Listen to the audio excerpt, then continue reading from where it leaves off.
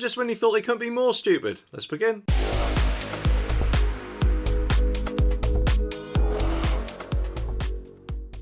Now, of course, I know quite a lot of people on Universal Credit haven't got a job. That's to be expected, isn't it?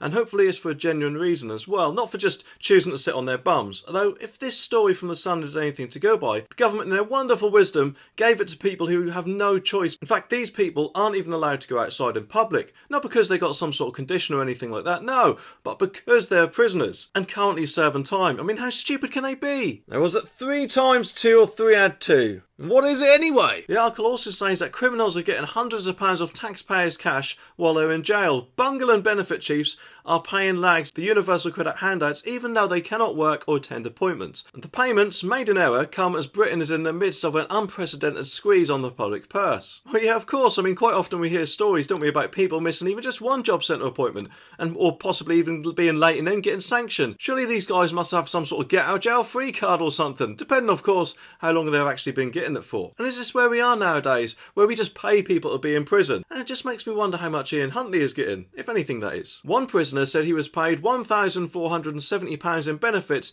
including a hardship fund, while serving a 12-week sentence for drink driving at London's Belmarsh. The lag, who was released last week after 6 weeks, claims lots of prisoners at the tough jail are receiving their benefits. He said, as common in jail, 3 people on my wing, hardened criminals, were getting benefits. One got this for 10 months. And don't get me wrong, I could have understood that if they were paid in error for the first, about a week or so of their sentence. I guess it may have taken Universal Credit that long to get the benefits stopped once they were informed.